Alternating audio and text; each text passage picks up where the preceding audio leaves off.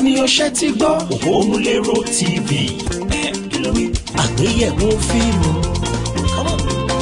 oge ṣíṣe, eré ìdárayá, ìgbé ayé àwọn ènìyàn jàǹkàn-jàǹkàn, àwàdà àti ìròyìn ìṣẹ̀lẹ̀ lóríṣiríṣi láwùjọ. Ilẹ̀ káàárọ̀ oòjíire Yorùbá lórílẹ̀‐èdè wa àti káàkiri àgbáyé. Òpómúléró TV, gbogbo igi tẹ́lẹ̀gbẹ̀dẹ̀ bá fọwọ́ bà dídùn ní dùn.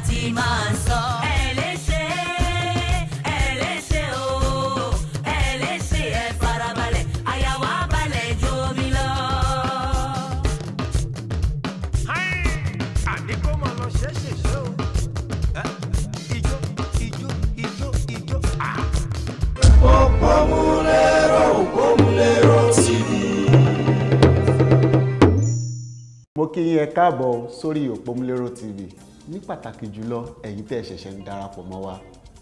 Bọ́láńlé Bámidélé lèmi ń jẹ́.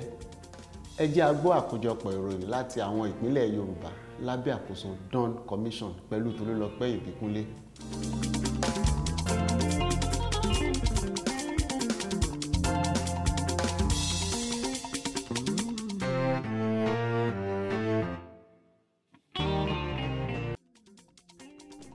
Èyí ni àkójọpọ̀ ìròyìn àwọn ẹ̀ka ìpínlẹ̀ ìwọ̀ oòrùn Nàìjíríà láti ọwọ́ Dawn Commission.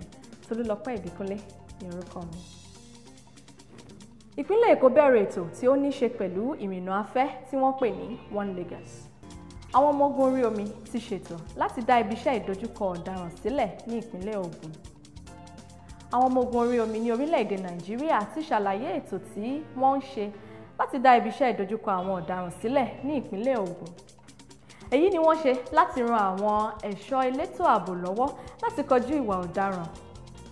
Ọ̀gá àwọn ọmọ ogun orí omi, Rear Admiral Ferguson Bubai sọ èyí ní ìlú Abẹ́òkúta pé ètò yìí yóò dẹ́kun ìwà ọ̀daràn lórí omi ní èyí tí ó wọ́pọ̀ ní agbègbè náà. Fáyọ̀ṣe pàrọwà sí ìjọba láti tètè wá nǹkan ṣe sí ètò ọ̀gbìn. Gómìnà ìpínlẹ̀ Èkìtì Ọ̀gbẹ́ni Ayọ̀délé Fáyọ̀ṣe fẹ́ kí ìjọba àpapọ̀ wá nǹkan ṣe sí ẹ̀ka ètò ọ̀gbìn ní kíákíá. Gómìnà Fáyọ̀ṣe ní kí ìjọba àpapọ̀ wá ọ̀nà tí wọ́n lè gbà dènà ibi àti ìyàn ní orílẹ̀-èdè Nàìjíríà. Níbi ìṣíde ètò ìpàdé ọlọ́jọ́ mẹ́rin kan tí ìjọba ìpínlẹ̀ Èkìtì gbé kalẹ̀ lórí ètò ọ̀gbìn ní Adó Èkìtì ní Fáyọ̀ṣe ti sọ èyí. Gómìnà yìí tẹnumọ́ pé apá ìjọba ìpínlẹ̀ nìkan kò ká ìnáwó tí ó yẹ fún ẹ̀ka ètò ọ̀gbìn. Àkójọpọ̀ ìròyìn láti àwọn ẹ̀ka ìpínlẹ̀ ìwọ̀ oòrùn Nàìjíríà kò ní jù báyìí lọ. Ẹ ṣé púpọ̀. Òpómúléró TV.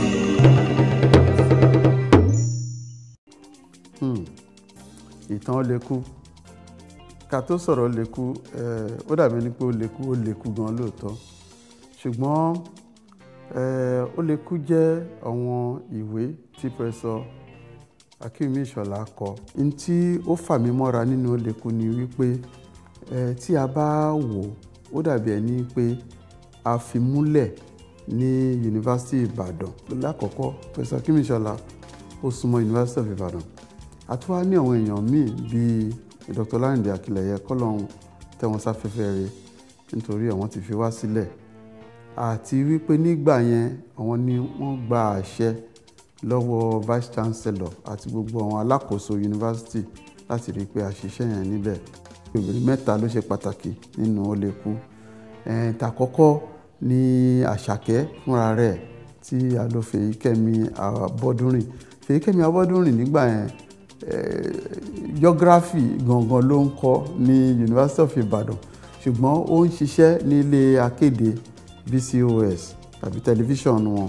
A máa ń rí tó máa ń ka ìròyìn àbí nǹkan bẹ́ẹ̀ àwa rò pé ẹ̀ka Àṣàkẹ́ yìí ó lè ṣe Àṣàkẹ́. Obìnrin kejì tó tún ṣe pàtàkì ní Lọ́lá yẹn Pauline Dike ni ó ṣe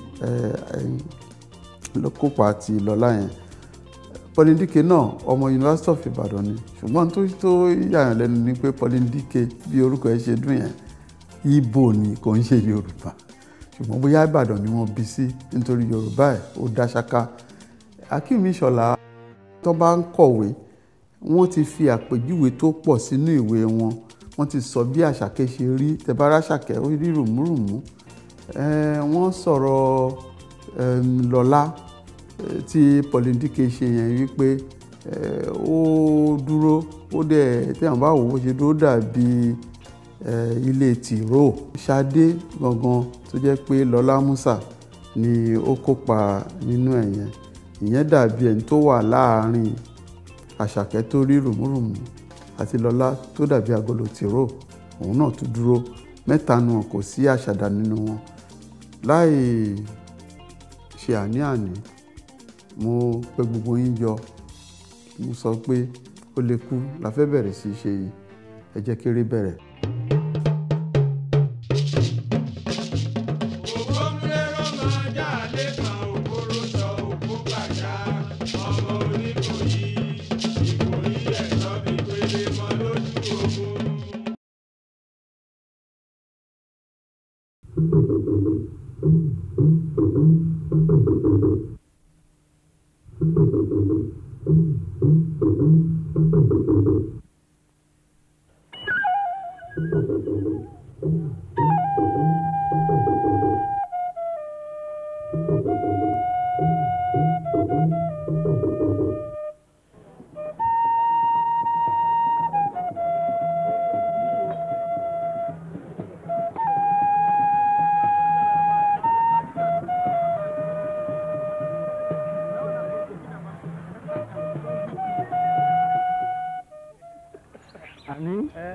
Mo lọ síbi ìdánilẹ́kọ̀ọ́ kan lánàá ọmọ ọ̀tá pátápátá ni ọ̀gbẹ́ni Láyìndé yẹn o.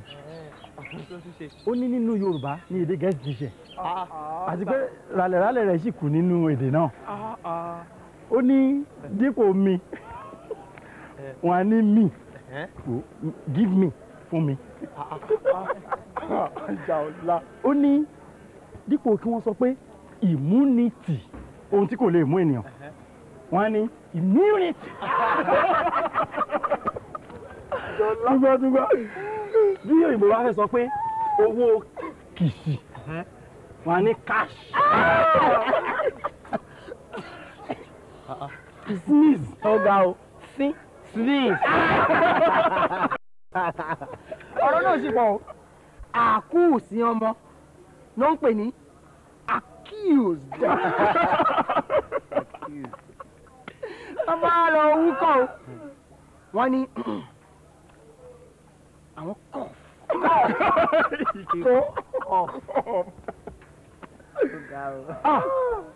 onímọ̀ ní alẹ́ rẹ bẹ. Mo ti gbàgbé. Èmi jẹ́ gbàgbé irú ẹ̀. Mi tí ì lọ aṣọ tí mo máa mú lọ mo dẹ̀ sì máa lọ gbé sí tì mí nígboro. Ẹ já lọ.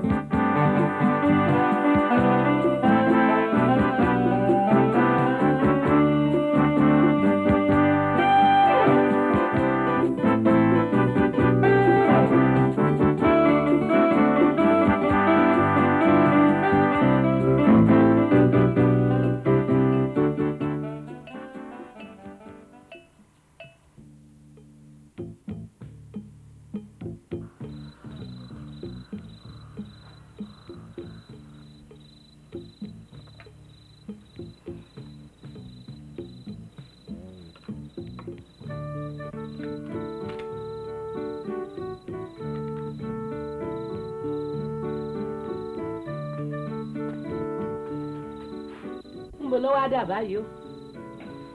tó dàbí bò ṣé bí mo sọ fún yín wípé àwọn Àjàní ń jọjọ́ kan lónìí ó sì lóun bọ̀ wá mú mi lọ. ilẹ̀ ò ti wá ṣújù báyìí níbo ló wà padà dé. n ò ní pẹ́. dákun mọ́ pẹ́ o. n ò ní pẹ́ fẹ́. má jẹ́ kí bàbá rẹ̀ ó bú mi o mọ́ pẹ́ o.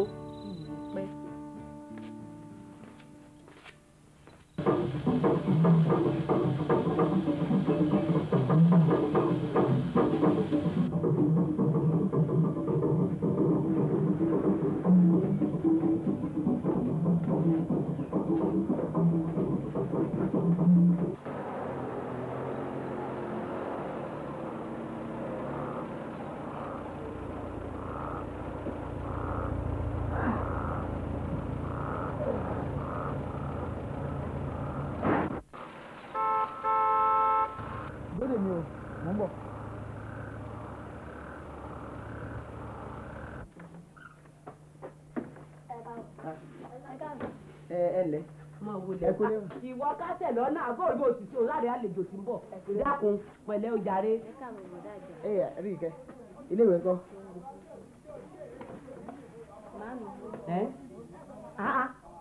èyí ọ̀wá ti pọ̀ jù ọmọ ṣé o ọlọ́run ọmọ bùkún ọ o ṣeun o. kára mọ́kun. a dúpẹ́ lọ́dọ̀ ọlọ́run.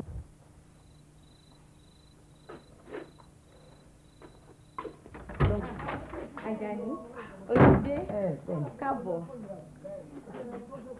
ó dàbọ̀ náà. Àjàní dákun mọ̀jọ ọmọ ìyọ̀pẹ́ dé o. kò ní pẹ́ mà. sọ̀rọ̀ pé bàbá rẹ̀ ó bínú.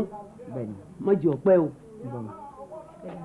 ó dàbọ̀. o mọ̀ pẹ́ o mọ̀ pẹ́ o rántí bó ṣe fi létí mọ̀ pẹ́ o. kí ni pẹ́.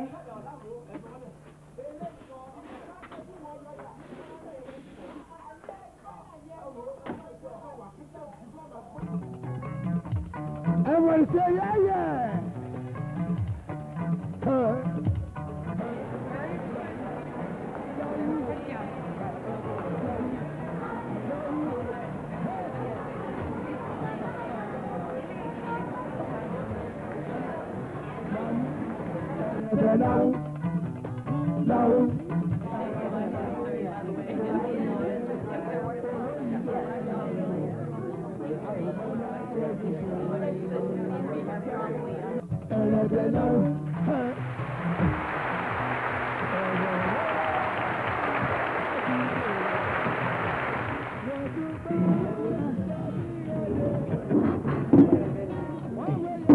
bí ààrẹ ń tóbi.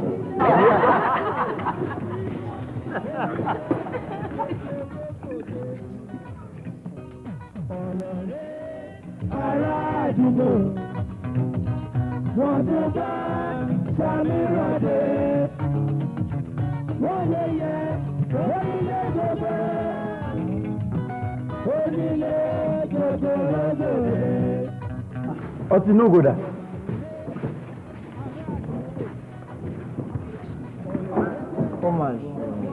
ó láti jẹ́ pé ìgò yìí ń jò.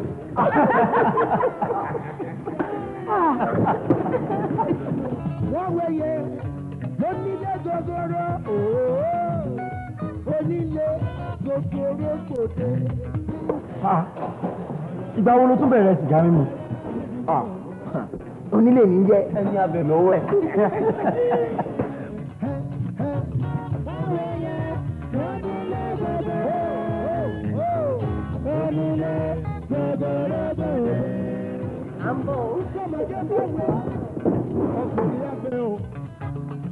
Sọmọge báwe ọkùnrin ẹ fi gbòòlù.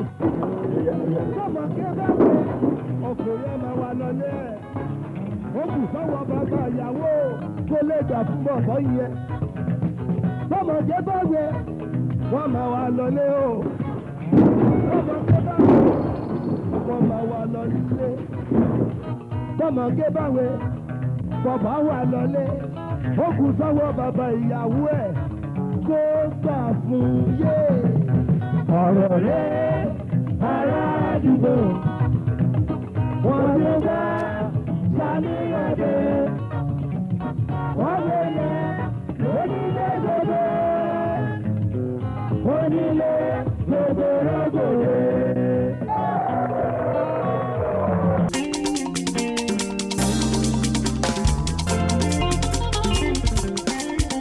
olórin orin yẹn ó máa ń dùn létí ṣùgbọ́n tí wọ́n bá gbọ́ Yorùbá pẹ̀lú ẹ̀ á rí i pé Yorùbá tó ń lò yẹn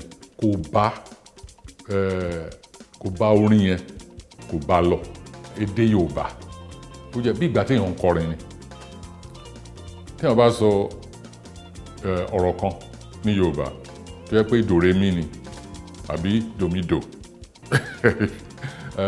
tó bá lọ sọ ní dòmídò nǹkan míì ló ń sọ ìgbà míì ìtukùtùgbà ló ń sọ tó bá fi orin yẹn tonality tó bá fi sí tó náà ló ṣe jẹ́ kí n kọ alápatà àpáta eré yẹn kò mẹ́sẹ̀ dúró tí ò bá jẹ́ Yorùbá tó wà ń bẹ̀ èèyàn lè sọ alápatà èèyàn lè sọ àlàpátá èèyàn lè sọ ó tún kò kẹta kan tí mo lò nú eré yẹn tí mo rántí nìsín torí àwọn tí wọ́n ń lo èdè Yorùbá ń bẹ̀ yẹn nígbà tó fẹ́ pe alápatà tó ń pè ní nǹkan míì gbogbo ẹ̀ dàrú orí sọ́jà ó dàrú àwọn àlejò tó wá síbẹ̀ orí wọn dàrú torí kí ló ń sọ alápatà wọ́n ṣìnà lọ́nà torí ìyàtọ̀ tó wà láàrin alápatà àti àlàpátà. Alapata is a quarry worker, somebody who splits rocks. Alapata is a butcher. Nǹkan méjèèjì pátápátá. So eré yẹn lórí ìdàrúdàpọ̀ láàrin alápatà àti àlàpátá ni.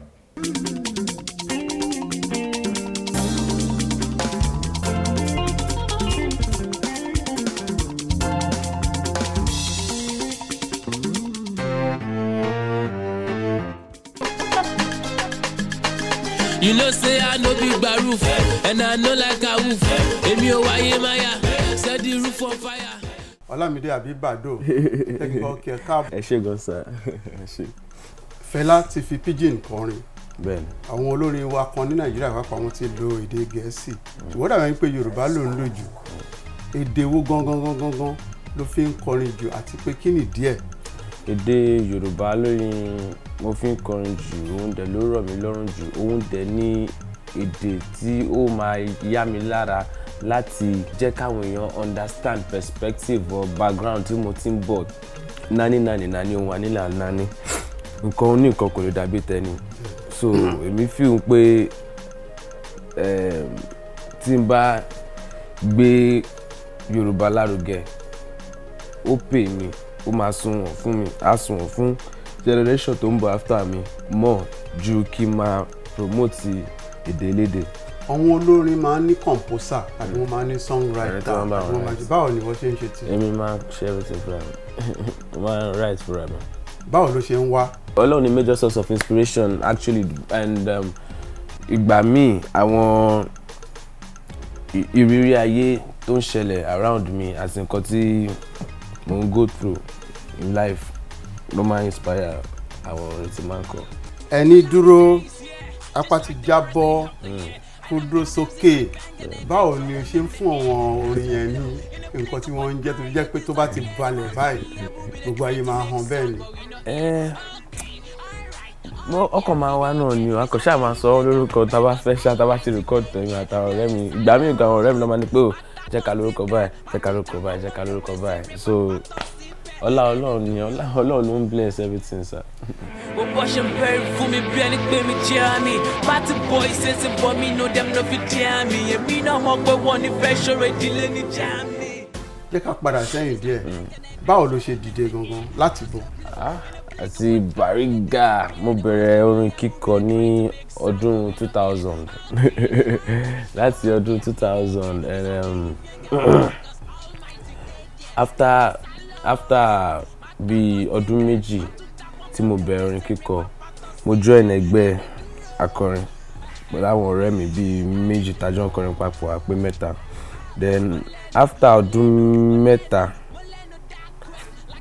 àwọn ọ̀rẹ́ mi wọ́n ó dà pé wọ́n àwọn parents wọn fẹ́ kọ́ take education wọn serious ju orin lọ torí wọ́n fi pé ẹ̀yin ọmọ yìí tó yẹ kẹ́ lọ kàwé yín orin ṣáàlẹ̀ nǹkan so most of our ọ̀rẹ́ mi yẹn wọ́n decide láti focus more on their education but èmi mo wà reason mo shuffle méjèèjì papọ̀ ṣá pé ìjẹ yóò jẹ ṣá gamble pé ikọ́ ṣá jẹ ṣá so I was like busy gambling with the two like no I cannot say I'm leaving this for this or linana I just took mo make sure pé mo try gbogbo best mi láti maintain balance between education mi àti music. ẹlẹ́dàá mi ò orí ìyá mi ò wọ́n fẹ́ kó bọ́lá mi ò máma jẹ́ kọjá mi ò. àwọn aṣíwájú olórin wo ni òun wò níwájú àti wo ni owó ṣe kó tó di pé wọ́n pàápàá tó dá dúró. àwọn èèyàn bíi Wasiu Ayinde, Jay-Z, Two-Face, Sunny Ade, a lot oríṣiríṣi wọn bẹ́ẹ̀ wọ́n pọ̀ gan. báwo ló ṣe fẹ́ lo orin láti fi gbé ilẹ̀ Yorùbá gbogbo Nàìjíríà Áfíríkà àti gbogbo ilẹ̀ aláwọ̀ dúdú káàkiri gbogbo ayé báwo ló ṣe lè gbé lárugẹ? Bí mo ṣe lè gbé lárugẹ kò ju kí n tẹpá mọ́ iṣẹ́ mi bí mo ti ṣe bẹ̀rẹ̀ láti ilẹ̀ then kí n kó àwọn èèyàn mọ́ra àwọn èèyàn tó wà around mi tí Ọlọ́run fún wọn ní ẹ̀bùn orin kíkọ tí wọ́n dẹ̀ mọṣẹ́ wọn ṣe níṣẹ́ kí n ràn wọ́n lọ́wọ́ kí gbogbo àlejò grow papọ̀.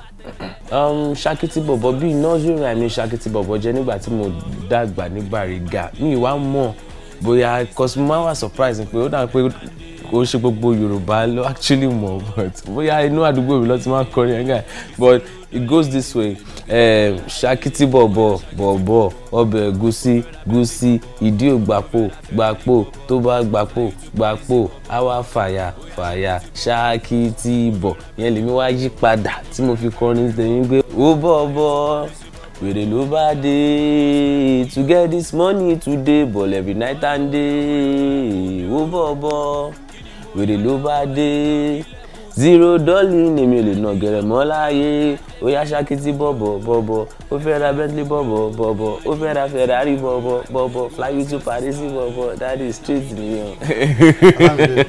iwájú lọ́pàá ní ti rí sí. Àmín.